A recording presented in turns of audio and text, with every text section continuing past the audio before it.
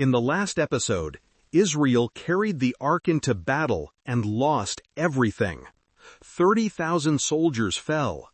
Eli's sons died on the same day. Eli himself fell backward and broke his neck at the news. A dying woman named her child Ichabod. The glory has departed.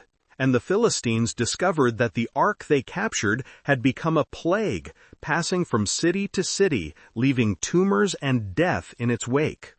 When the ark of the Lord has been in Philistine territory 7 months, the Philistines call for the priests and the diviners and say, "What shall we do with the ark of the Lord? Tell us how we should send it back to its place." 7 months of suffering, 7 months of death. Now the Philistines seek counsel on how to rid themselves of this terrible gift. They answer, "If you return the ark of the God of Israel, do not send it back to him without a gift.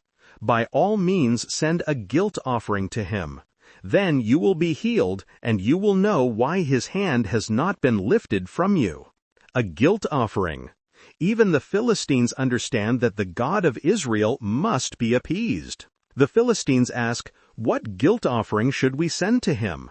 They reply, 5 gold tumors and 5 gold rats, according to the number of the Philistine rulers, because the same plague has struck both you and your rulers. Make models of the tumors and of the rats that are destroying the country, and give glory to Israel's God.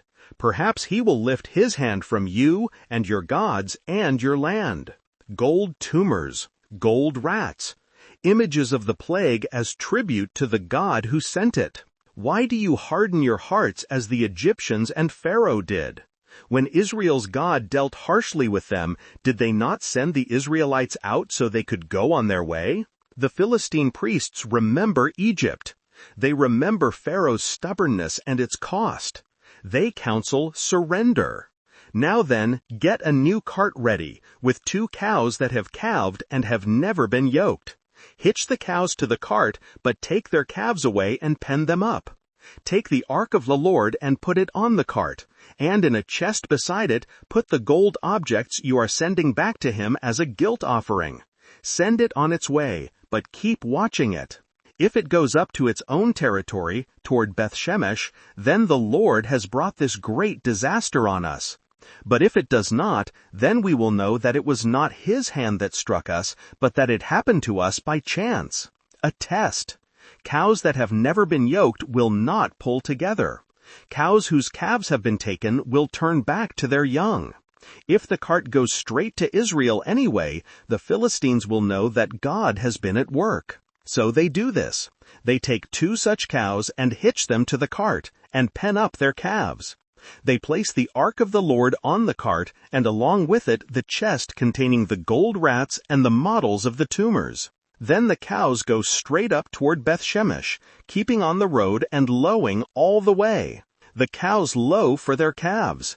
Their instincts scream at them to turn back, but they do not turn. They walk straight toward Israel, pulling against every natural impulse. The rulers of the Philistines follow them as far as the border of Beth-shemesh. Now the people of Beth-shemesh are harvesting their wheat in the valley. When they look up and see the ark, they rejoice at the sight. The ark returns in the middle of harvest. The people look up from their labor and see it coming drawn by lowing cows, accompanied by no human hand. The cart comes to the field of Joshua of Beth-shemesh, and there it stops beside a large rock. The people chop up the wood of the cart and sacrifice the cows as a burnt offering to the Lord. The Levites take down the ark of the Lord, together with the chest containing the gold objects, and place them on the large rock. On that day the people of Beth-shemesh offer burnt offerings and make sacrifices to the Lord. The 5 rulers of the Philistines see all this and return that same day to Ekron. The Philistines have witnessed the return. They have seen their test answered. The God of Israel has reclaimed his ark. These are the gold tumors the Philistines sent as a guilt offering to the Lord. 1 for Ashdod, 1 for Gaza, 1 for Ashkelon, 1 for Gath, and 1 for Ekron. And the number of the gold rats is according to the number of Philistine towns belonging to the 5 rulers, the fortified towns with their country villages. The large rock on which the Levites set the ark of the Lord is a witness to this day in the field of Joshua of Beth-shemesh. But God strikes down some of the inhabitants of Beth-shemesh, putting 70 of them to death because they looked into the ark of the Lord. 70 dead. The ark has returned, but Israel too must learn reverence. The Philistines were struck for taking the ark. Now Israelites are struck for treating it with contempt. The people mourn because of the heavy blow the Lord has dealt them. The people of Beth-shemesh ask, "Who can stand in the presence of the Lord, this holy God? To whom will the ark go up from here? Who can stand before him?" The question rises from the lips of those who have seen both his deliverance and his judgment. They send messengers to the people of Kiriath Jearim, saying, "The Philistines have returned the ark of the Lord. Come down and take it up to your town." So the men of Kiriath Jearim come and take up the ark of the Lord. They bring it to Abinadab's house on the hill, and consecrate Eleazar his son to guard the ark of the Lord. The ark rests in Kiriath Jearim. It does not return to Shiloh.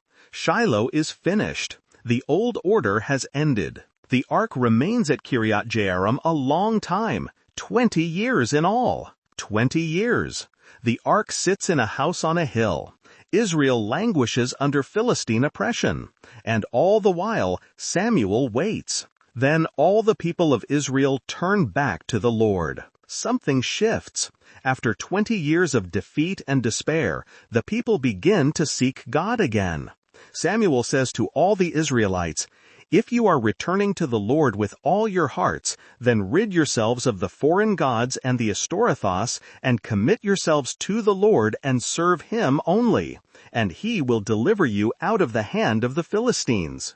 Samuel emerges as the leader Israel needs. Not a priest like Eli, not a warrior like the judges, a prophet who calls the people to repentance. So the Israelites put away their Baals and Astorethos and serve the Lord only. Then Samuel says, "Assemble all Israel at Mizpah, and I will intercede with the Lord for you." When they have assembled at Mizpah, they draw water and pour it out before the Lord. On that day they fast, and there they confess, "We have sinned against the Lord." And Samuel serves as leader of Israel at Mizpah. Water poured out. Fasting. Confession. Israel humbles itself before God. This is what should have happened before the battle at Aphek. This is what the elders should have done instead of sending for the ark.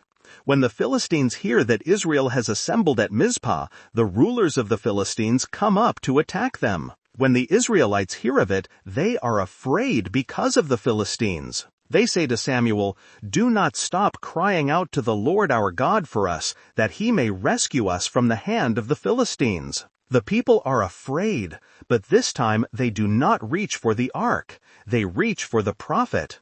They ask Samuel to pray. Then Samuel takes a suckling lamb and sacrifices it as a whole burnt offering to the Lord. He cries out to the Lord on Israel's behalf, and the Lord answers him. While Samuel is sacrificing the burnt offering, the Philistines draw near to engage Israel in battle. But that day the Lord thunders with loud thunder against the Philistines, and throws them into such a panic that they are routed before the Israelites. The Lord thunders. Not Israel's army, not the ark. The Lord himself fights for his people. The men of Israel rush out of Mizpah and pursue the Philistines, slaughtering them along the way to a point below Beth-kar. Then Samuel takes a stone and sets it up between Mizpah and Shen. He names it Ebenezer, saying, "Thus far the Lord has helped us." Ebenezer, the same name as the place where Israel was defeated when they brought the ark. Now a new Ebenezer is raised, a stone of help, a memorial of victory won through obedience and prayer. So the Philistines are subdued, and they no longer invade Israelite territory. Throughout Samuel's lifetime, the hand of the Lord is against the Philistines. The towns from Ekron to Gath that the Philistines had captured from Israel are restored to Israel, and Israel delivers the neighboring territory from the hands of the Philistines. There is peace between Israel and the Amorites. Samuel continues as Israel's leader all the days of his life. From year to year he goes on a circuit from Bethel to Gilgal to Mizpah, judging Israel in all those places. But he always returns to Ramah, where his home is, and there he also holds court for Israel. And he builds an altar there to the Lord. Samuel leads, Samuel judges, Samuel prays. Under his guidance, Israel thrives. The prophetic authority that began with a boy hearing God's voice in the night now governs the nation. This is what Israel can be when they trust God through his prophet. This is the peace that obedience brings. But it will not last. The people will grow restless. They will look at the nations around them and want what others have. And they will ask for something that will change everything. Thank you for listening to this episode about the return of the Ark and Samuel's